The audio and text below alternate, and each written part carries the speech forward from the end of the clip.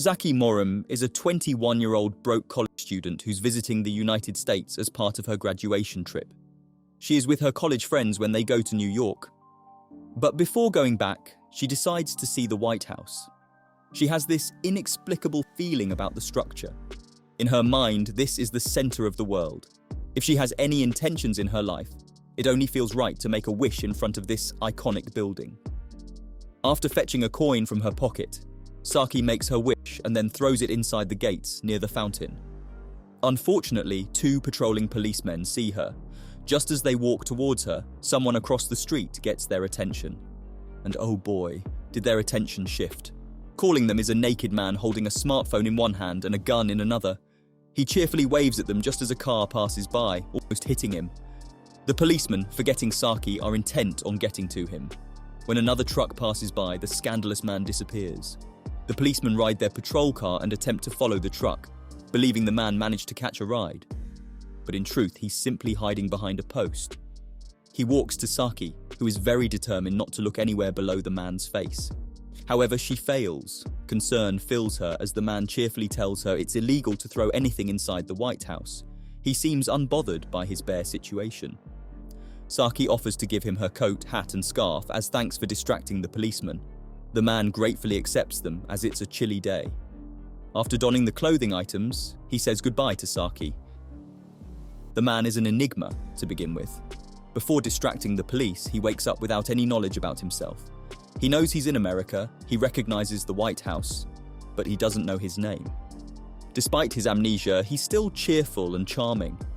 After meeting Saki, he checks his phone for any information, but it seems like everything in there has been deleted.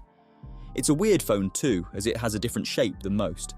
He presses a finger on its base, which prompts a call to someone named Juiz. Juiz introduces herself as a concierge, and what she says confuses the man further.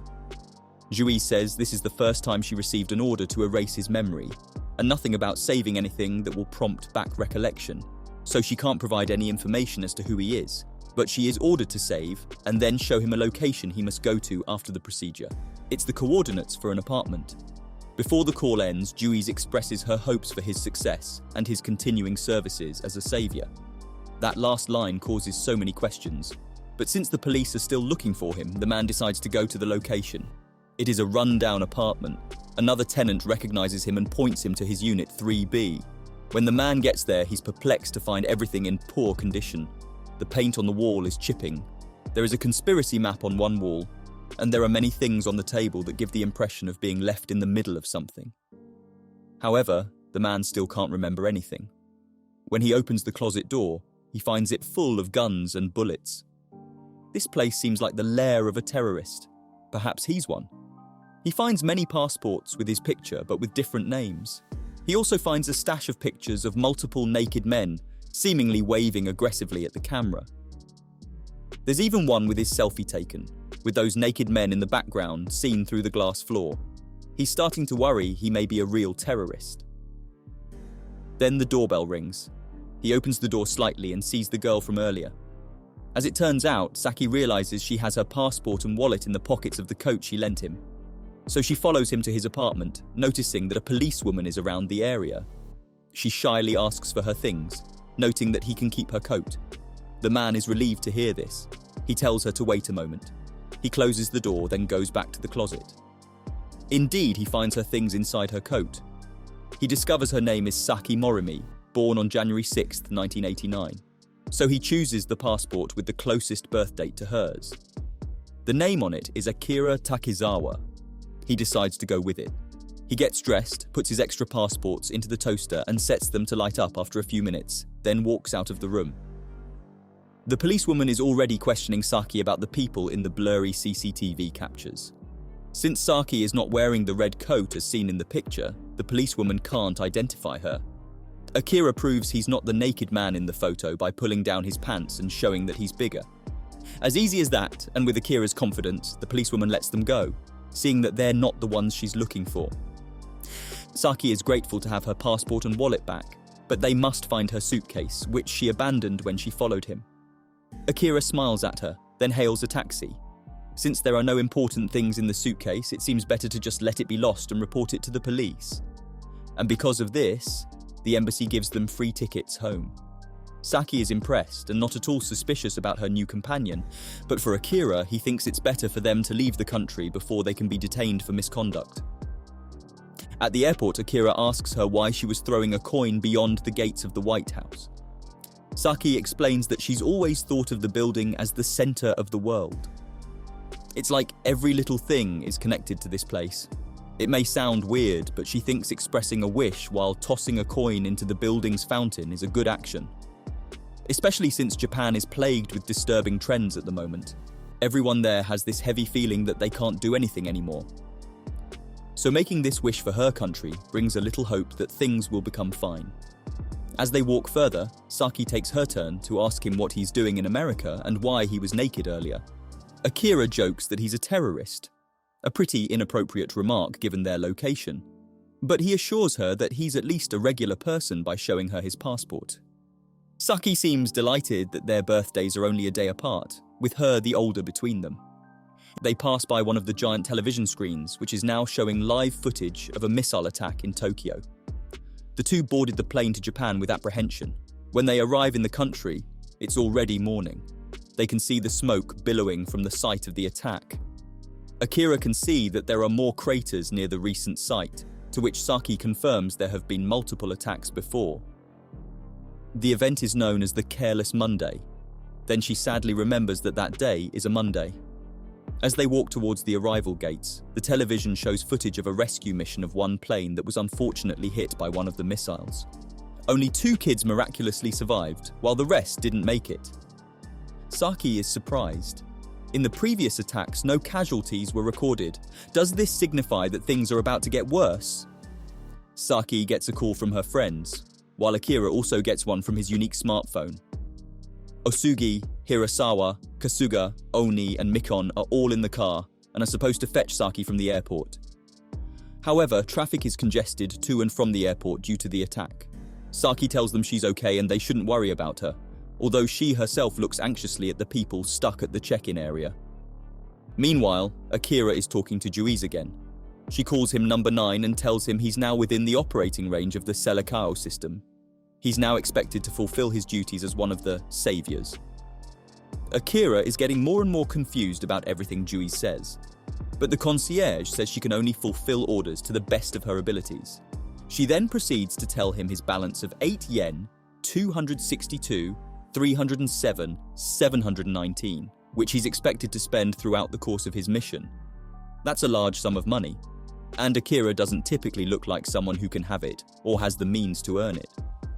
He's becoming more mysterious as small pieces of information about him are revealed through this unique smartphone. But even with this shocking spending limit, Akira isn't fazed at all. He understands immediately that Juiz will do anything he orders, no questions asked, so he orders her to help them get out of the airport. A few minutes later, the owner of the airport personally fetches them, to Saki and everyone's surprise.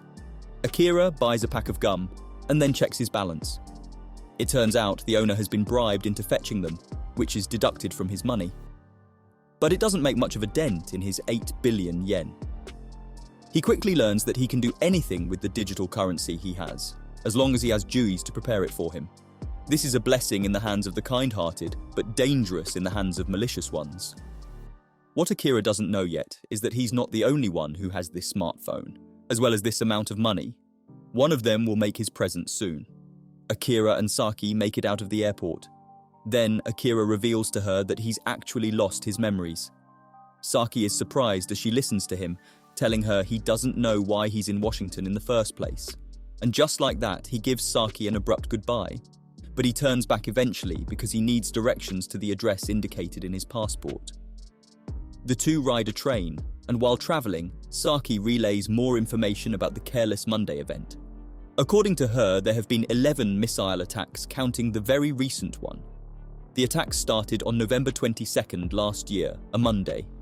No casualties have been recorded, but everyone has the same questions in mind. Why are they being attacked and who's attacking them? The Prime Minister gave a response after the first incident, saying he was careless. And that's where the name Careless Monday came from. Many theories and conspiracies have been stated regarding the incident, but no one in their government can trace the source of the attacks. In the end, everyone has kind of forgotten them and carried on with their lives. But Saki is sure that just like her, everyone is worried that something big is about to happen. When they get off the train, they walk along the station to proceed with the next leg of their journey. That's when Akira spots a middle-aged man holding a smartphone similar to his. The man's name is Condo, a detective. He reminds Akira to be careful when asking people if they are a selekao, because if he catches him, he'll detain him. Akira nods at this before going back to Saki. Condo looks as he walks away, fascinated to finally meet selekao number 9. At the port, while waiting for the next boat, the two get to know more about each other. Saki is living with her sister and brother-in-law. She was supposed to attend an interview for a job yesterday, but then she wasn't able to get on her original flight on time, thus missing the interview. She has rescheduled it because it's the company that her brother-in-law used to work at. She feels it's a show of gratitude if she gets accepted there, for her brother-in-law took care of them while she finished her education. Akira smiles and says listening to her prompted an earlier memory. It was when a lady gave him a coin, telling him he could buy anything as long as he had a coin in his pocket. The boat arrives. Akira jumps into it. As it slowly moves forward, the two look at each other. Then Akira offers his hand to Saki. It's like a symbol of him inviting her to join in his journey of rediscovering who he is. Saki can say no, but she chooses to come with him. Despite his mysterious past, she believes he's a trustworthy person. Meanwhile, the man named Condo from earlier is having his meal at a ramen shop. He checks his phone where he can see the log of activities and expenditures done by number 9. He sees the logged expenses for buying a shopping mall and erasing his memory. He scoffs because these things don't have anything to do with saving the country. Then, 2 men enter the ramen shop. They're debt collectors, to whom Condo owes a huge sum of money. They go out to a dark alley to settle the matter. The collectors are confident they've finally cornered the indebted detective, but they don't know that Condo is selekao number 4. One call to Juiz can grant him anything he requests, and so Condo requests the concierge to eliminate the collectors, which is done immediately. Each request costs money which is deducted from the selekao's remaining balance. Kondo's request has left him with yen 7. This makes him think he should go and get number 9's phone to access the money in there. Akira and Saki arrive at Toyosu, the address on the passport. The place is one of the targets of the previous missile attacks. To their surprise, the exact location of the address indicates an abandoned shopping mall, which has a multiplex on its top floors. Saki wonders if Akira is not just some ordinary guy, as his looks suggest, while Akira wonders why he owns such a building. When they enter the premises, they're greeted by a cute Shiba Inu. They explore the interior, which is unexpectedly well maintained. Some parts are closed off, but a few escalators are still functioning. In one part, Akira sees through a glass window a statue within the premises of the building. Below it is a hauntingly familiar place. This is where that photo was taken. The one where hundreds of naked men were angrily looking at the camera. If this is the same place and he owns it, does that mean he has done something terrifying to those men? Akira is still trying to connect the dots to remember anything, but with little success. The pair continue to the upper floors. The dog seemingly knows the layout of the building. It guides them into a spacious living suite above the cinema. Even though Akira doesn't remember it, he claims the place to be his. As his treat for Saki, he asks her about her favourite movie so he can prepare it and show it for viewing. Then he instructs her to sit in the cinema with the dog while he sets up the projector. Through the security cameras, he finds out that the detective from earlier has entered the premises. Condo explores the area where the statue is located. On the ground, there are heaps of trash scattered all over. The walls bear the signs of vandalism, but the most noticeable is the mound of discarded smartphones that blocks the door out. Condo picks up one and tries to operate it, but it's turned off. The setup of this place gives him an idea that number 9 could be involved in the disappearance of 20,000 NEETs. If this is the case, then number the 9th of May be also involved with the missile attacks. It's quite curious to hear these remarks coming from him, a selekao who has the same access to such wealth and is aided by an unknown but efficient assistant. The mystery surrounding him, Akira, and the strange smartphone is becoming more enticing as the plot unravels. But for now, Condo forces the door open so he can get to number 9. Saki is settled comfortably in her seat, with the dog sitting on her lap. The movie The Cold Blue has started playing on the screen. She's blissfully unaware that Condo has reached the projection room.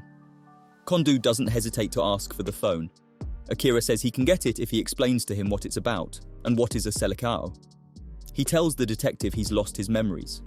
Condo, even though he accepts that Akira does have amnesia, doesn't really care about it. He beats him up, gets the phone, then leaves. Akira stays unconscious until the morning of the next day. Saki has left, leaving a message for him. She's disappointed that he didn't even show up at the end of the movie. Akira thinks of connecting with her again later, but for now, he needs to locate Condo. He calls the number of his own phone. Condo answers. Akira tells him he has his detective badge. He'll return it if he returns his phone. Condo has no choice, since he can't access the money because of fingerprint identification. He gives Akira directions to get to his location.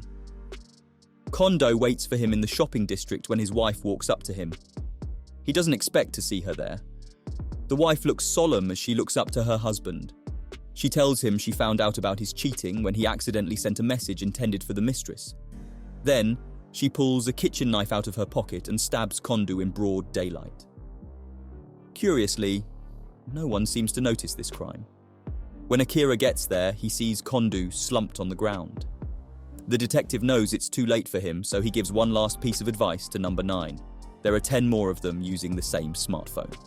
Find all of them and ask them who he is. That is, if they are willing to meet the Selecao who gathered 20,000 neats and killed them all. Then, he gets an idea. Akira could be the supporter in this idiotic game, and he's probably the one who told his wife about his misdemeanors. None of what Condo says makes sense to Akira, but the detective urgently gives him his phone and tells him to go away. Kondo's last words are that he did his best in the beginning, but this is the end for him.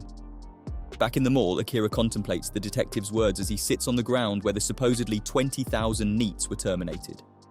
For context, NEAT is an acronym for Not in Education, Employment or Training, and refers to individuals who are considered invisible to regular social statistical measures like averages, percentiles, and others. In Japan's society, NEETs are considered burdens because they don't contribute anything to the economy through work or education. With this context, it's understandable why Akira feels horrified that he may have done such an abomination. NEETs are not burdens, nor are they hindrances to the economy's growth. They just haven't found their place in society. To take their lives just because society doesn't see them as important is something Akira doesn't picture himself doing. He calls Juice for some clarifications. Juice says she can't confirm if Akira did murder all of those people, but she can confirm his participation in their abduction. As for being chosen as a Selecao, she doesn't have any idea of the selection criteria. When he asks her if she knows who the supporter is, she says she doesn't know. The only information she can share is that the supporter is also one of the 12 chosen Selecaos, and they have the special mission to take out those deemed unfit to be the savior. Akira realizes there's no point asking the concierge about himself. Then he remembers what the detective told him, that he should look for other Selecaos. He checks the activity logs on his phone. Indeed, he can see the other members' expenditures.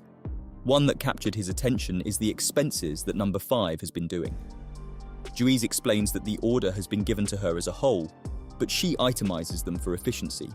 Akira can see an order for an MRI machine to be delivered to a hospital. He decides to start there first. When he arrives at the hospital, he goes to the reception and asks for the person in charge of ordering the MRI machines. The receptionist hesitates, but says it must be the hospital director who does the task. Akira writes down his number and tells her to inform the director about his presence and to call him. Tell him he's a Selecao, and the director will know. As he waits, he looks around the hospital's lobby. He notices that most of the patients are elderly. Then he receives an email from Saki. Before he can open it, a call comes through. Akira is finally talking to Seleção number 5. The director asks how he's able to track him. Akira answers that he used the activity logs to trace the deliveries of the MRI machines. He adds that he's only here to have answers since he has no memory of becoming a Selecao. When he's asked about his Selecao number, Akira says he's number 9. It seems like his number is a notorious one among the players, and the director even insinuates that he must be the supporter. He doesn't mind meeting the supporter, saying that he knows the rules well. It's just that he doesn't want to meet him or her when he's not yet done spending his money. After Akira assures the director that he's not there for that reason, The latter agrees to have a face-to-face meeting with him. A nurse approaches Akira, holding 2 pills and a glass of water. The director instructs him to take the pills. Akira does, and then he loses his consciousness. When he wakes up, he's in an empty hall with one side open overlooking the neighborhood. Akira throws up before a small android comes up to him. It opens its lid, showing the familiar smartphone, and then projects lines of light in which the words "noblesse oblige" are written repeatedly. The phone rings and he answers. On the other line is a person who introduces himself as Mr. Outside. Guided by his visions for the future, Mr. Outside has specifically chosen 12 individuals to become saviors of their country. They will be known as Selekaios, and their task is to lead the country to a brighter future. Among the Selekaios, one will be assigned as the supporter, a fierce advocate for the team, but a cold-hearted sentinel watching over other Selekaios.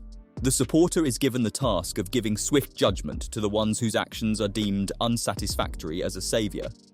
The identity of the supporter is only known to Mr. Outside. Each Selekao is chosen because of their inherently strong will to change the country. Participation is compulsory, refusal is not an option. Each Selekao is given a special phone containing 10 billion yen in digital money, and it's up to them how they want to spend it as long as it's aligned with their mission. A concierge will be available 24/7 for their requests. Each request will cost a certain amount and will be deducted from their funds. The expenses will be available for other Selekos to view. However, the money is not convertible to cash. Being a chosen one doesn't mean being carefree, as rules have to be followed so as not to receive a visit from the supporter. A penalty in the form of death will be given to those who have incurred any of the following. First, abandoning the mission. Second, going for long periods without using the phone or publishing any actions towards the mission. Third, using the funds for personal gain. And fourth, when the balance reaches 0 before the completion of the mission. The Selekaio, who will absolutely save Japan, will be declared the winner, while the remaining 11 will be terminated. There's no other way around this. Mr. Outside ends the call by saying he sincerely prays that he is the savior everyone is hoping for. Then he says the phrase "noblesse oblige," which is a French phrase for "nobility obligates." Finally, a portion of the truth. After the phone call, Akira addresses the director who has been watching him all this time. His name is Dr. Hajime Hyura, a neurosurgeon and Selekao number 5. He's given Akira the pills to make him relive the moment he himself received the phone. Dr. Hyura initially thought Akira was the supporter. He's not yet done with his goals, so he decided to drug him to buy some time. He explains that before obtaining the phone, he was a doctor who was limited by the number of lives he could save. But when he was given that sum of money, he didn't hesitate to build a private hospital for the elders, and then transform the surrounding neighborhood into a self-sustaining utopia where families can live and work. He was hoping that at least the system would be self-manageable, preferably by the government, before he greets the supporter. He has done all this by bribing government officials. Dr. Hyura adds that he never intended to win the game, and everything he's done is purely his personal goal. But for Akira, this is a large-scale project that is worthy to be considered heroic. If the supporter deems this unsatisfactory, then how else will the other Selekaios go on with the mission? Akira offers him his money, but the doctor refuses. He says he can address some questions, but as to who Akira really is, he can't answer that. So Akira asks what he's done before erasing his memory. Dr. Hyura says that number 9 has purchased a shopping mall, 500 shipping containers, and a whole set of entertainment system. However, he doesn't know if Akira terminated all of those any eats. He encourages the young man to continue with whatever his goal is, because it may be so important to him that he erased his memories as part of achieving it. After the conversation, Akira leaves the hospital. Before riding his bike, he gets a notification on his phone, letting him know that the good doctor has been terminated. That implies that the supporter is there and has carried out his or her mission. Akira is somewhat lost after his encounter with the doctor. Instead of answers, he got more questions about his situation. He sees all this as a game of life or death, and he has no intentions of dying early on in the game. Dr. Hyura has told him to follow his goal, but what is his goal? Is it to kill as many NEETs as possible so Japan's economy can boom? Is that what it will take to win this game? Akira is so frustrated that he almost throws the phone away. But he remembers the rule about not abandoning the mission. Although he has all the money in the world to do what he wants, he doesn't see it as a privilege, but a heavy burden he's so reluctant to carry. However, he has no choice. He must carry on navigating this game, or else he'll follow Kondo and Dr. Hura soon. His musings get interrupted when a man calls his name. At first, he comes in rage because of what Akira has supposedly done to him and others. Akira was supposed to bring them to a consumer's paradise, only to be dumped in the middle of the desert in Dubai. The man says they had to endure 2 months of suffering with low food and water. But he mellows down when recalling what happened after they returned to Japan. The man says they're able to integrate back into society thanks to Akira. So in a way, he's helped him and countless others. He gives him some meat buns, then leaves. Akira looks bewildered after this conversation. Meanwhile, Saki is preparing for her interview. She has rescheduled her initial interview, and thankfully, the company allows it. She gets on the train where she sees her college friend, Asugi. Asugi has always harbored romantic feelings for Saki. On the day she missed her flight, he was so worried he flooded her phone with messages. But even if his feelings are one-sided on his part, he still tries to win her attention. That's why he invites her to dinner after her interview. Saki nods absent-mindedly, her thoughts still on Akira. He hasn't responded to her message, so she is feeling down. Despite their short time together, she has developed a fondness for him, and she worries about him getting his memories back. But for now, she must focus on her interview. Unfortunately, it doesn't go well. The interviewer looks unimpressed by her so-called generic answer. Even before the results have come out, Saki knows that she won't be able to get hired there. But her feelings of disappointment and inadequacy intensify when the same interviewer accidentally spilled ramen on her. While cleaning herself in the comfort room, she overhears 2 female employees making fun of her. They say she's so naive for expecting to be hired after missing the first interview because she's on vacation. They add she's so lucky it's not beef broth that's spilled on her. Saki is speechless. Back at the mall, Akira is testing Juice's capability as a concierge. His reasoning? Giving 12 random people each a phone with 10 billion yen to save the world doesn't seem feasible. The sentence, "save the world," is already vague to begin with. If only someone more appropriate, like the Prime Minister or higher, is chosen, then perhaps there's a chance. What can a normal person like him do? Make Japan's Prime Minister cry uncle on national television? To Akira's bewilderment, Juice instructs him to turn on the television after a few minutes. There, live and broadcasted nationwide, the Prime Minister says uncle, as an answer to a query about the recent missile attack. Akira has finally accepted Juice's power and influence, no matter how bizarre the request is. But he gets distracted after seeing Saki's unread message. So he decides to see her again, just at the right time because Saki is feeling horrible about the interview and ramen fiasco. She needs to let out those frustrations. When she sees Akira and gets invited to go somewhere, she goes with him, no questions asked. Unfortunately, Asugi, who's been looking forward to a date with her, sees the couple driving away. Akira and Saki drive for a long while before taking a break at the harbour. Saki is so frustrated about how her interview went about. She admits being naive for thinking she'll still have a chance to get hired if she apologises for something that's out of her control. However, there's no need to humiliate her like that. In addition, she turned down another job offer. At first, she was enticed by the cheesy lines that the company needs the youth to pave the way for the future.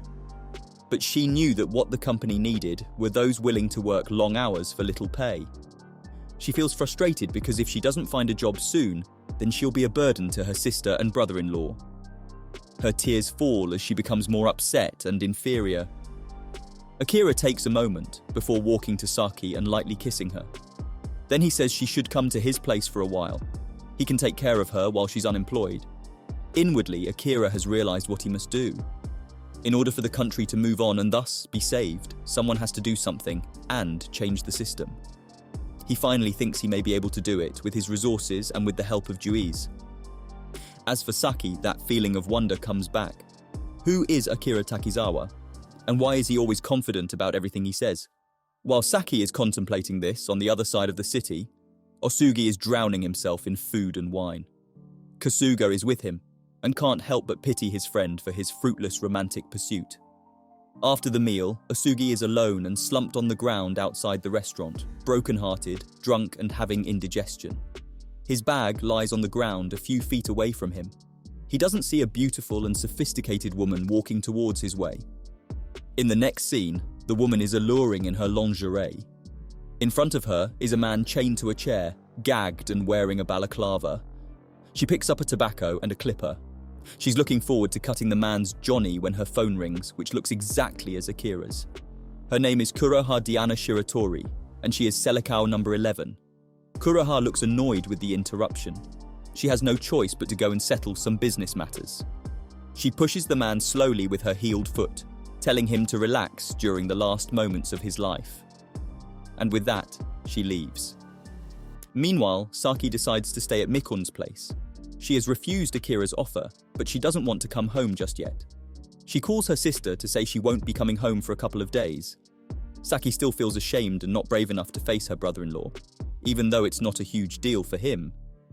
On the other hand, Mikun has no problem with Saki staying with her. The next day, the two girls proceed to their club's designated room, where Hirasawa, Oni, and Kasuga, hiding somewhere in the tiny room, are already inside. Including Asugi, they form the Eden of the East Club, which is also the name of the successful website they invented. Saki has finally decided to tell them about her encounters with Akira Takizawa, starting with how they met, and everything that has happened since. After hearing her tale, Hirasawa exclaims about the ridiculousness of it all. How can Saki, a girl who has evaded Asugi's and other boys' courtship for 4 years, trust a guy who shows up naked and with amnesia? Kasuga pops out from behind a pull-up cabinet and defends Akira, saying he seems to treat Saki with respect and hasn't done anything bad to her. To add to this, Mikon suggests meeting the guy so they can judge for themselves if he's good or bad. Hirasawa agrees, but they should do some snooping first. Saki is okay with it since she feels a little bit wary about some of the things Akira has said. Before leaving the room, Kasuga informs Hirasawa about Asugi being unreachable since last night. Hirasawa instructs him to find their former member. Saki leads her friends into the shopping mall where Akira lives. The interior hasn't changed. Hirasawa believes Akira is a dirty guy who can't even maintain his home. However, when they get to the living quarters on the top floor, Akira himself welcomes them with a bang while riding an animatronic. A few moments later, they are seated, with Oni studying the title for the property. She claims the document is legitimate. Then, Hirasawa asks Akira again why he wants to invest in their company.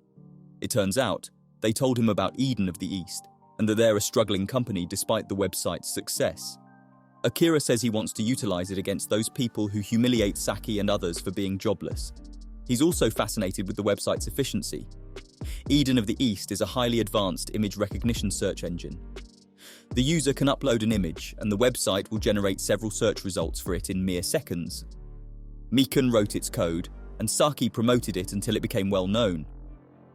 Akira invites the girls to shop at one of the stalls while he talks to Hirasawa. He asks why their company hasn't become as successful as the website. Hirasawa says there was an incident that involved their product. Since then, no one has become interested in investing in their company, forcing Asugi and Saki to leave the club and find jobs. Initially, they started as a recycling club. It was Saki who saw the value of recognizing images. From then on, the website has evolved to what it is now, being used majorly by NEETs. Hirasawa is still not convinced about Akira's intentions, and he doesn't want to accept his money. Akira convinces him to accept, saying it's actually him who needs their help. He can't divulge the details, but he sees the website as necessary for his plans. Hirasawa can consider the investment as a thank you for helping him. Saki chimes in and says she trusts Akira. In addition, if he accepts, then she'll stay with the company from then on. Hirasawa thinks for a moment before accepting the fact that Saki is helping him again. And with that, he shakes hands with Akira to close the deal. But he adds he still can't fully trust the guy when it comes to Saki. Later, as a celebration, Akira and Michon set up fireworks on one of the open floors of the building. It's such a sight to see, signifying a new beginning both for Akira and the Eden members. But trouble is always lurking nearby. Kasuga calls Hirasawa and informs him about Asugi. He's not sure if he's actually found him, but Kasuga has stumbled upon a message board online where disturbing posts have been made. A man claims to be hostaged in a hotel room and has managed to send picture messages online to ask for help. He's been messaging for 18 hours, which means the police haven't found out about it yet. Kasuga fears the conclusion he's made after looking at the numerous photos uploaded, that their friend Asugi has been abducted by the psycho known as Johnny Hunter. Since Akira doesn't remember much about his past, Kasuga explains it to him. The Johnny Hunter is an urban legend about a beautiful woman who hunts virgin men. She will lure them into a hotel, seduce them, and when they've let their guard down, she cuts their private parts and leaves them bleeding to death. To date, around 20,000 men have been rumoured to be victims of the Johnny Hunter. Akira feels a bit uncomfortable because the 20,000 sounds coincidental with the NEETs issue that other Selekaios have pinned on him. Kasuga adds that he feels pity for Asugi. He was broken-hearted because Saki didn't come with him to dinner last night. That's why he thinks Asugi is frequenting the singles message board online for some solace. Everyone feels awkward as Kasuga has put Saki and the innocent Akira on the spot. Thankfully, relieving the uncomfortable energy around the room, Mikun receives another notification from the board. It's a new image of the hostage's reflection in the window. Kasuga confirms the clothes on the man are the same ones Asugi was wearing last night. Mikon also sees another item in the image, and only correctly identifies it as a piano. They immediately run it on Eden's search engine. Again, the website proves to be a powerful tool for image recognition because it correctly identifies the piano as a rare item purchased years before and that only a few exist in Japan.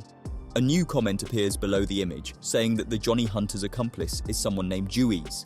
Of course, Akira recognizes the name and Saki thinks it sounds familiar. Akira has an idea of where this is heading. He tells everyone he knows where to find Asugi, and with that, he leaves. While on his way, he calls Juiz to trace the location of the piano identified on the Eden website. Soon, Juiz manages to procure a location, room 1109 of Hotel Insomnia, located in the Roppongi district. Next, he asks her to identify the owner of the hotel room. Eventually, Juiz identifies her as Kuroha Diana Shiratori, CEO of the Monologue, a talent agency for foreigners. Akira pegs her to be Selekau number 11 and the perpetrator behind the Johnny Hunter legends. He requests Juiz to stop her from getting to the hotel, to which the latter complies. Soon, Kuroha is stopped by a police officer. When her phone rings and sees that number 9 has made a bribe to a specific officer and has been trying to contact her, she gets a hunch about what's to happen. To counter it, she calls Juiz to find number 9 and stop him by all means. Meanwhile, Akira receives a call from Saki. He relays to her Asugi's location. Saki is thankful, but she asks him not to hang up. However, Akira can't answer back as a huge truck suddenly topples over in the middle of the road, causing heavy traffic. Akira runs to save the driver before the tanker explodes. After making sure the driver is safe, he limps back to his motorcycle. He calls Juiz to make a drastic purchase. He puts up his motorcycle, then continues his journey to the hotel. When Kuroha finally arrives, the concierge is rattled by her presence. He says all guests of the hotel must vacate because of the sudden change in ownership. She ignores him. When she checks her phone, she sees that number 9 just bought the hotel. She is amazed at what lengths number 9 is willing to go to, but she's not sure about the reason. She enters her suite and sees her hostage crawling beside the bed. There's no time to waste. She takes off her coat, removes one of her gloves, and retrieves the clipper from the drawer. Just as she pulls down her hostage's pants, Akira finally arrives. Both of them express their surprise that they're not the Selekau they expect each other to be. But Akira is more affected because Kuroha implies he's involved in the Careless Monday attacks. Regardless, he says he's only there to save the man who happens to be a friend of a friend. Kuroha doesn't believe him, saying whatever his relation is to the man, or even if he's the supporter, she'll still have her way of serving justice. She's been doing this crime even before becoming a Selekau. She's only using Jews to hunt these men she calls degenerates and society's garbage and to dispose of their bodies once she's done. To make up for the pigs she takes, she uses her agency to replace them with foreigners. In her way, she's replacing society's filth with better genes. She never intends to win this game, seeing that she only does this due to personal agendas. She says one can fight to change the world all they want, but they'll never get more than half of the world to agree with them. Perhaps Akira has forgotten, but he hasn't hung up from his call with Saki. Thus, she hears the conversation between him and the Johnny Hunter.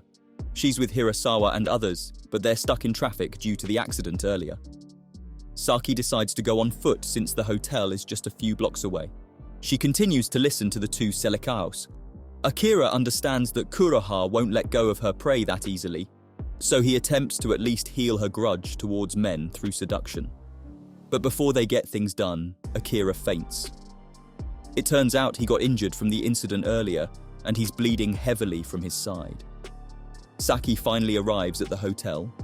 When she reaches the hotel room, she opens it to find a woman in lingerie, caressing the head of a sleeping and naked Akira. On her feet, the hostage seems to be unconscious. Kuroha is fascinated by the turn of events. She realizes Akira and this girl may have mistaken the man to be their friend. After all, she has judged them to be the kind of people who don't mingle with degenerates, so it's hard to believe they're friends with her victim. She stands up and calls Jews to do it. As if wielding magic, Kuroha holds up a hand to levitate the man's body towards her. After grabbing him, black wings sprout from her back. Then the glass windows behind her shatter, providing her an escape route. Before leaving, Kuroha pulls off her victim's balaclava, revealing a middle-aged man. She says he's a serial rapist and definitely not their friend. And with that, she flies off into the night sky. Saki rescues Akira and brings him back to the mall. As it turns out, Asugi is safe. He's with other Eden members and relays what exactly happened. His bag was stolen by the victim, which he had taken a picture of and uploaded online. Despite his explanations, he can't blame them for thinking he's been kidnapped because the circumstances are very much perfectly aligned with their suspicions. Finally accepting the misunderstanding, Asugi changes the topic by asking what exactly is Takizawa's role in their club. Hirasawa explains that Takizawa will be considered an investor and they'll be starting up the company using his money. Asugi can't accept this, mainly because he's jealous of him. He leaves their headquarters, still vexed by the man's presence. Just then, he sees him and Saki below the bridge, presumably on their way towards the headquarters. He hides while he attempts to get a clear picture of Takizawa. Once he gets it, he runs it through Eden. To his shock, no data is returned. He decides to check it later as he rushes to go to work. Akira and Saki arrive at the Eden Club's room. Akira assures them he'll take full legal responsibility if anything happens in this venture. He also doesn't mind a 50 share in the profit. All he wants is to utilize their website. But for now, he needs their help with something. He wants to access the data on a smartphone he has. Then he shows number 4's phone. Saki suggests taking it to Yutaka Itazu, since he's known as a genius hacker. Hirasawa says it may be a good call to bring it to Pansu. Akira takes note of this unusual nickname and asks the story behind it. Apparently he lost the only pair of pants he had, leading him to live the life of a recluse, an ideal example of a NEET. He hasn't gone out of his house since then, but this doesn't diminish his brilliance in programming. In fact, he used to be the club's advisor when they were still writing the code for Eden. Hirasawa tells Mikon to accompany Akira, since Pansu likes girls and she can speak the same language as him. Saki volunteers to join them, and so the three of them get up and travel to Pansu's house. Hirasawa decides to have their contract notarized while waiting for them, so they can start their company operations. In addition, he instructs Mikon via text to spy on the contents of the phone. Better be safe than sorry is what he's thinking. When the three arrive at Pansu's house, they receive a cold welcome from the man. He communicates with them through a hole in his door. He's very suspicious of strangers and always thinks they're after his secret big project about a worldwide program. But when he realizes Mikon and Saki are there, he softens, though not enough to let them in. He asks the girls to buy him a magazine. Saki agrees, thinking they can shop for a new pair of pants so he can start going out again. They leave Akira there. As soon as the girls leave, Akira tries to convince Pansu to let him in and hack into number 4's phone. He says he's a Selekao, so that should be enough reason. But Pansu isn't easily convinced. He thinks Akira is just another person trying to get a peek at his research about the infamous Selekao members. NEETs all over the country, as well as conspiracy theorists, believe it's this group of people that are behind the missile attacks. But Akira proves that he's a legitimate Selekao by offering information about the disappearance of 20,000 NEETs, the truth about the Johnny Hunter, and the series of incidents that happened on Roppongi the other day. He also tells him about how he bribed the Prime Minister to say the word uncle on national television. But what convinces Pansu is the smartphone that he holds, explaining that each of the 12 Selekaos has been given this device that initially contains 10 billion yen. Finally, Pansu lets him in. Meanwhile, Asugi is still trying to get more information about Akira Takizawa through their website, Eden of the East. It's impossible that the best image recognition engine has failed to identify one person. However, through his persistence, he finally gets a result, albeit an unexpected and alarming one. Akira Takizawa is known by many names, and no one knows who he really is. When he searches for his address, he finds the one where the shopping mall is located. Deciding not to go to work, Asugi goes to Toyosu. He enters the building through another entrance, which leads him to the ground floor where the abducted NEETs were rumored to be killed. He immediately calls Hirasawa to warn them about the man and to never let Saki near him again. But it's too late. Back to Akira and Pansu. The NEET explains that after the disappearance of his fellow compatriots, he has dedicated himself to solving the mystery. Everyone believes it was the Johnny Hunter behind it. But now that he's face to face with someone who is a real Selekao, he's more persistent in solving it.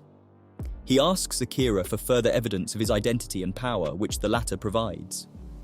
Once he's satisfied, Pansu leads him into a smaller room where his supercomputer is located. Akira has told him everything he knows about the Selekao system, but he still needs to know if he's really involved with the infamous disappearances and the missile attacks.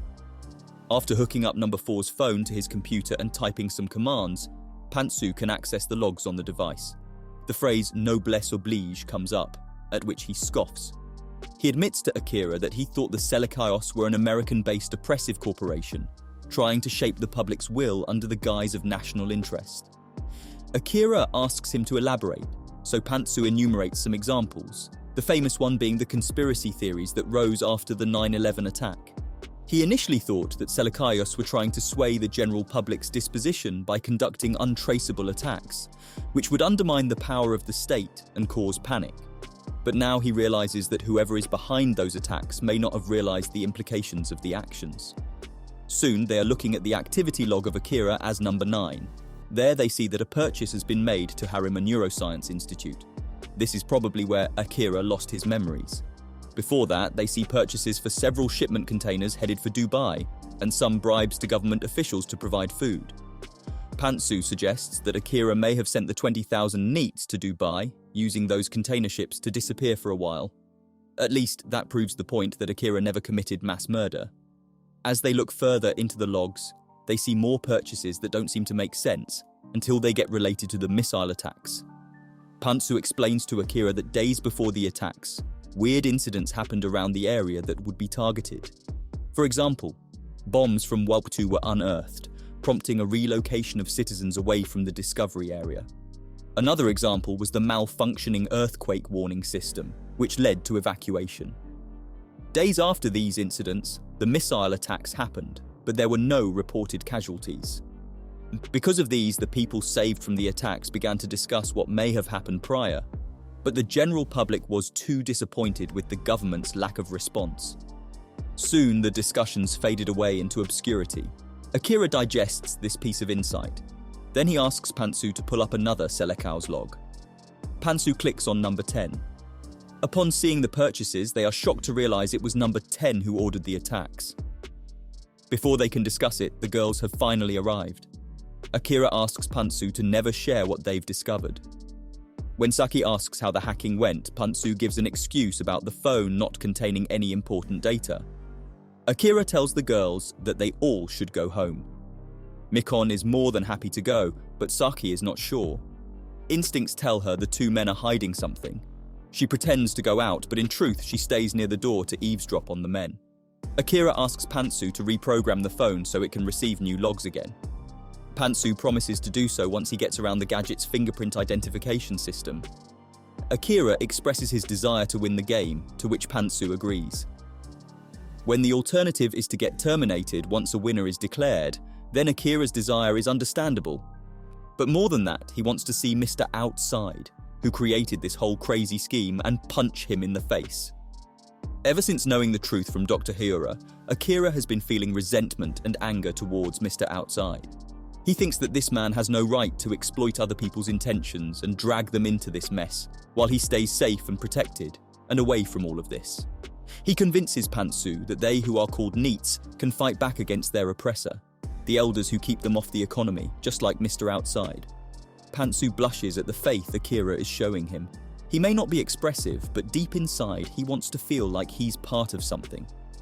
Being a NEET has its own ups and downs, but one thing clear about it is that it creates compassion among those deemed burdens by society. He asks for Akira's email address so he can share whatever he can dig up from the old logs. As he goes out the door, he sees Saki still standing nearby.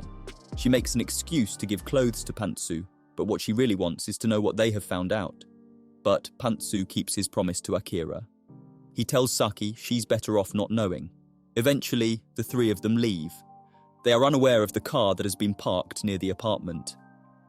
Its occupants, Ryoyuki, Selekao Numa 10, and Daiju Mononobe, Selekao number 1, have been monitoring number 9's movements ever since he got back from America.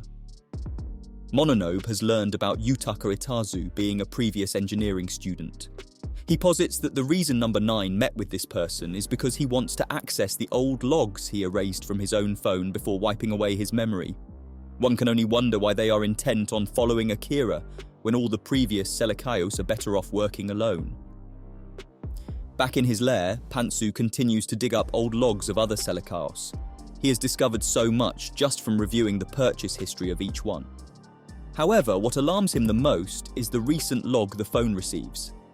He immediately attempts to contact Akira, but he has no way to do so. Instead, he collates all the logs, highlighting the purchases of Tomahawk missiles, compiles them, and starts sending them to Eden of the East Club. Then he decides to follow Akira, thinking he may still catch up to them if he wears the pants Saki gave him. As soon as he gets outside his house, a car drives fast and runs him over. Yuki is shocked that Mononobe would do something like this, but he's too deep into this conspiracy. There's no backing out now.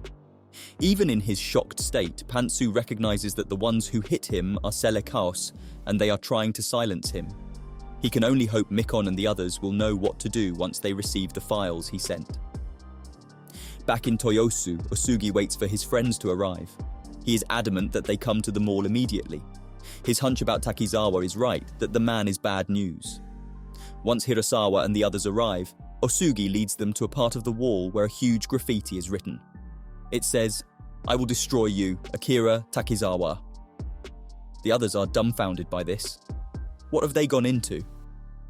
Saki, Mikon and Akira have reached the train station just in time for the last trip, but Akira doesn't come with them. He just received a message from number 1 inviting him for a talk. And indeed, after the train leaves, a dignified man walks up to him. Mononobe says he'll reveal everything to Akira once they go to a specific place. Akira decides to come with him to finally put together the pieces of the puzzle. He receives a call from Saki, who asks why he's not coming with them. He doesn't want to say anything, but she admits she knows about him being a Selekao. She says she knew since that night that Asugi was supposed to have been kidnapped. She overheard the conversation between him and the strange woman he was with at the time. Saki has been having suspicions about whether Akira is involved with the Careless Monday attacks. Akira recognizes her doubts. He says he's still unsure about who he is and his true involvement with the events. He tells her not to hang up so she can know the truth. If it turns out that he's indeed a criminal, then Saki can start forgetting about him. With that, he follows Mononobe. The two Selekaios ride a chopper to their destination. Akira doesn't hesitate to ask Mononobe about why he had to wipe his memories and why he did all those things. Mononobe tells the truth by starting with who Mr. Outside is. He asserts that the mastermind behind this Selekao system is someone named Atos. This man is the CEO of ATO Company and a politically well-connected businessman who made his fortune in the transport business. He prided himself as one of the major figures who helped in fixing Japan after World War II. However, he soon observed that the country was seemingly straying from the right path. He saw the country in a deadlock, with no possible progress. Therefore, he decided to look for people like Akira and Mononobe, people who also want change. He distributed his wealth and power among them, expecting them to be beacons of progress. From his point of view, his methods are valid and feasible, worth exploring in the name of national interests. But there's no denying its insane concept and dangerous rules. Mononobe recognizes that they are all pawns in Atos game, who must give back results, no matter how drastic and insane, in the soonest possible time. He believes Atos has passed away due to terminal cancer, and thus he never saw the fruits of his pursuits. But the game is still on because of the presence of the supporter, who enforces the rules. Soon they arrive at Harima Neuroscience Institute, a subsidiary of ATO Company. Waiting for them is Yuki, who is introduced as number 10. Mononobe says he used to be a public servant before getting the Selikao phone. When he did, he retired from his job and applied at ATO, climbing his way up until he became the CEO. He plans to become Mr. Outside himself and take control of Juiz. Akira doesn't understand why Mononobe wants their concierge until they enter the premises. Mononobe makes a call to Juiz to prepare a celebratory wine because soon there will be a winner. Then they proceed to a room that looks like a setting in a sci-fi movie. The man who's already inside is Jintaro Yuji Selikao number 2. It's a long hall that houses 12 cylindrical machinery planted on the ground. He tells Akira that Juiz is, in truth, an AI tool installed in each supercomputer assigned to a Selikao. Atos Aizo created them using his influence as a political figure before he died. That explains why Juiz can immediately grant anything a Selikao requests. It's also revealed the three of them have been conspiring together since they received their phones. Mononobe invites Akira to join them in their final step to win the game. That is, at 8 AM tomorrow, 60 new missiles will be launched and target the whole country. This is Yuki's idea from the start. The first attacks were supposed to be a message about how it's society's fault for their non-progressing economy, not the needs, and how lacking the government is in responding to such a crisis. This time, the new missiles will signify the beginning of an end. Mass destruction will immediately eliminate the deadweight slacker culture and abolish the gerontocracy that's been holding Japan back. Yuki turns to Akira and tells him not to interfere this time. Mononobe clarifies that days before the first attacks, Akira organized an anonymous rescue mission to avoid casualties. However, he was betrayed by those helped and those who helped him, which led him to wipe his memories. Akira is devastated to hear this. Saki and Mikon are also surprised and terrified by all the information they heard on the phone, but Saki feels guilty as well.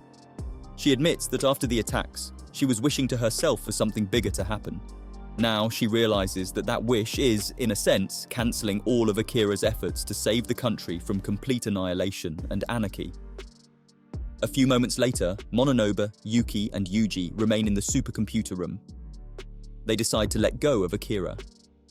A woman enters the room, bearing a tray with wine and 3 glasses. When Mononobe picks up the bottle, he finds it empty. The woman, in Juiz's voice, clarifies that no winner will be declared that night.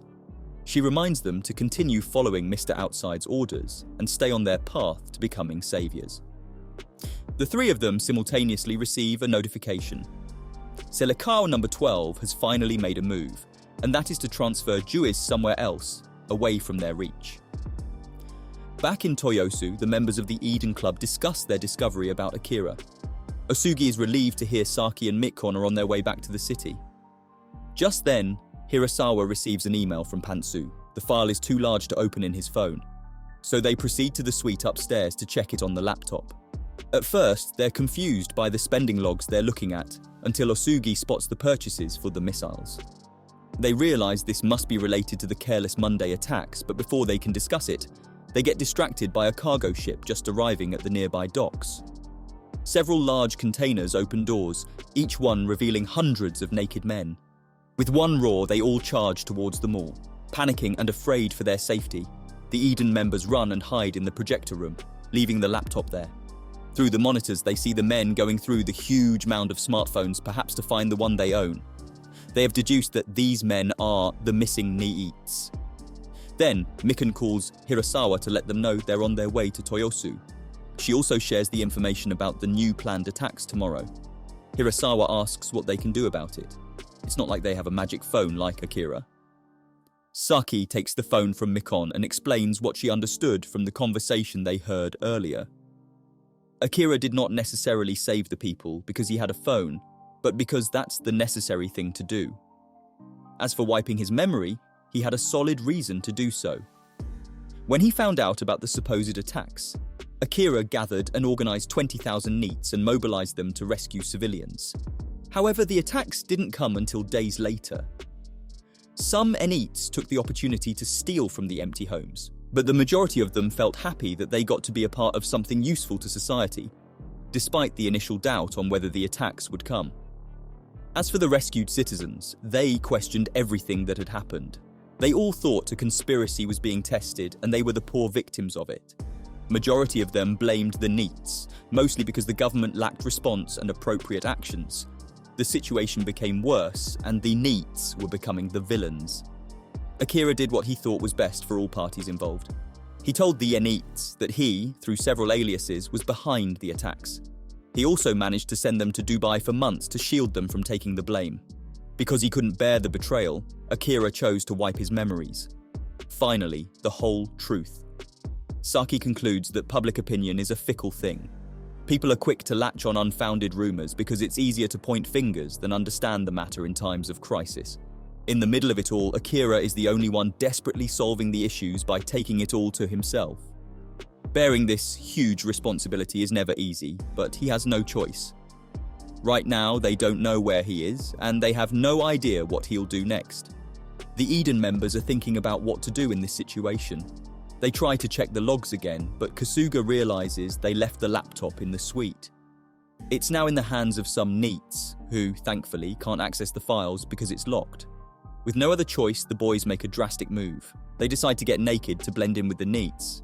Hirasawa and Kasuga manage to get it, but they get blocked. They toss it to Asugi, who runs into Saki and Mikon, who have just arrived. Together, they run back to the projector room. Mikon opens the laptop and checks the possible targets of the missile attack. She gets scared when she sees Toyosu listed there. Just then, all the lights in the mall go off, then all their phones ring and they receive a video message from Akira. He's taking the blame again, to Saki's despair. Akira says he's about to launch a full-scale attack on all of Japan to erase the people who know the truth about Careless Monday, and to teach the country a lesson. But there's a way to save all of them. They just need to meet him at the rooftop. After receiving the video message, every NEET clamors to get there. The Eden members try the elevator, but they almost get caught by these naked men. That's when Akira finally appears and saves them. Then he reaches out a hand to Saki. Just like before, she accepts it, placing her full trust in him. Together, they go to the rooftop and wait for everyone. Once all the NEETs are there, Akira orders them to find a solution to stop the missiles by utilizing the Eden of the East website. Soon, Juiz collates all the information and comes up with a solution. The AI system organizes a network of F-15 jet fighters and missile launchers to intercept the attack.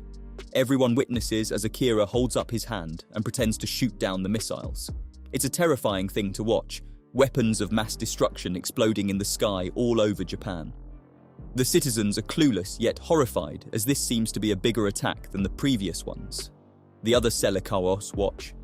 Mononobe has left Yuki on his own, while Yuji couldn't care less. Knowing that posing as a terrorist responsible for this event won't work, Akira asks Juiz to use all his remaining balance to be the king of Japan to cover the tracks. To take all the blame. To be honest, he doesn't want to do it, but none of the people will. He's only doing it because this time, someone has put her trust in him, which makes the responsibility more bearable. He also asks Juiz to wipe his memories again. Once it's done, he puts his phone into Saki's pocket. The prince has taken the fall, but Saki wonders if the fall is worth it all. Thank you so much for watching. See you in the next video.